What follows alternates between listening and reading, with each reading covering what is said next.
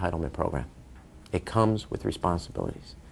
Everybody somewhere between the ages of 18 and 25 will serve 3 months of basic training and understanding in a kind of civil defense.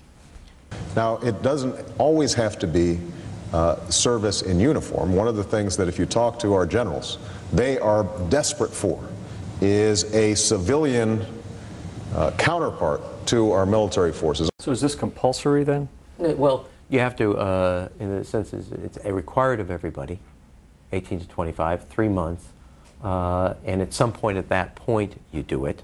Obviously, I'm not going to say perfect legislation. We'll work that process through. Or you could do it during a college summer, or you could do it after Anytime. high school.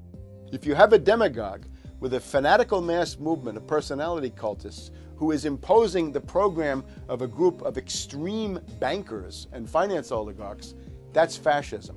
Obama's transition site, change.gov, proclaimed that middle school and high school students will be forced to serve the federal government. Fascism is gutter up, streets up, hooligans, thugs, fervently idealistic students, swarming adolescents, just the kind of thing you see around Obama.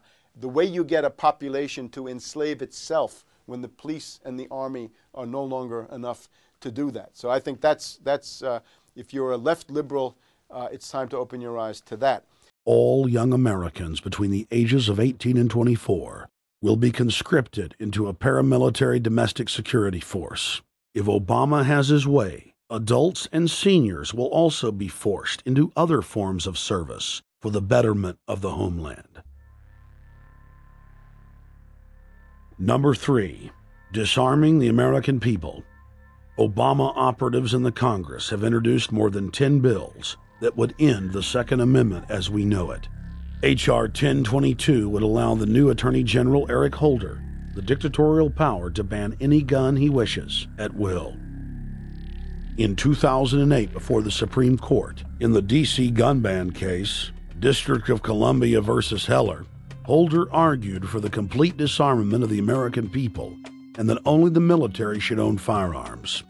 H.R. 257 would ban all youth shooting sports, including YMCA and Youth Olympic shooting clubs.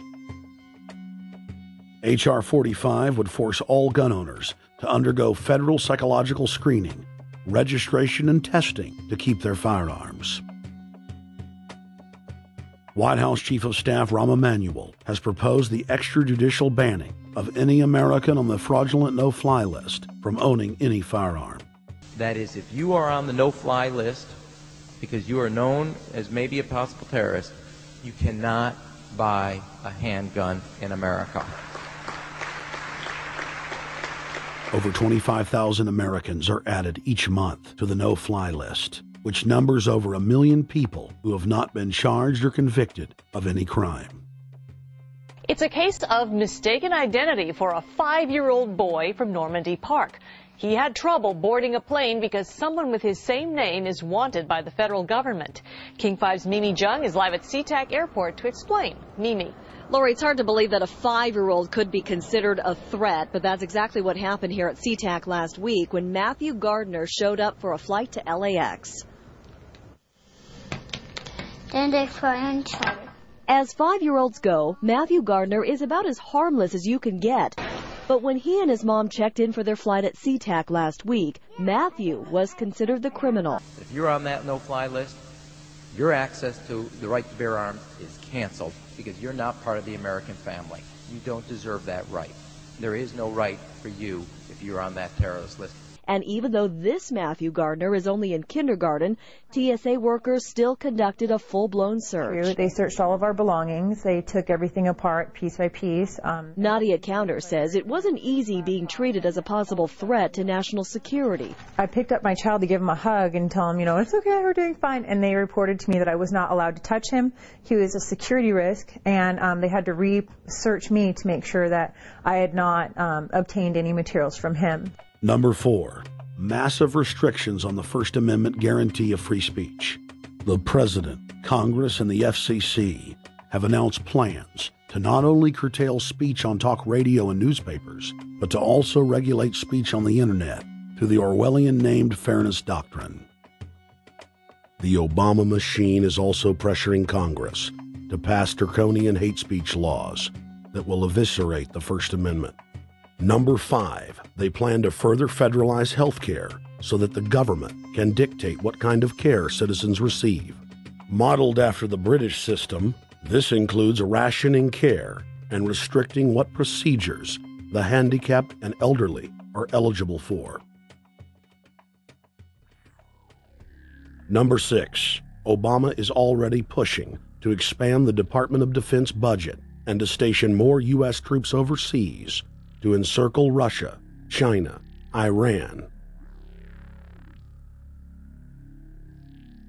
as well as setting up bases in Africa under the pretext of humanitarian aid, and dominate and occupy Africa through AFRICOM.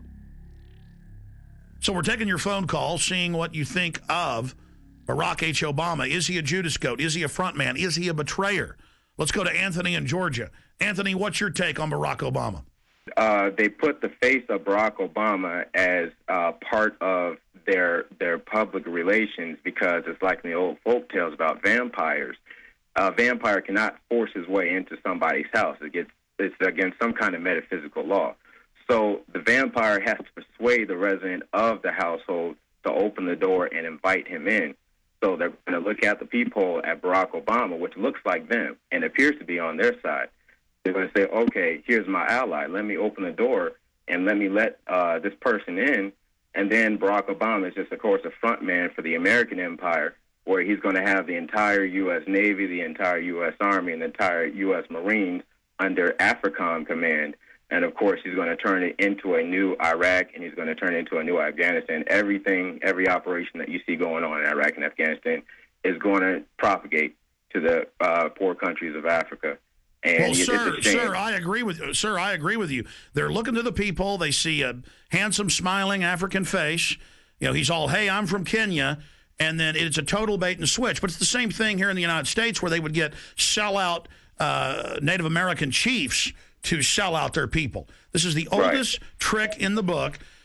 And he can also pacify the most downtrodden minority groups in the United States. And he's saying, hey, get ready for sacrifice. Get ready to lose your standard of living. They're like, yay, I love Obama. They could never get away with this with a John McCain.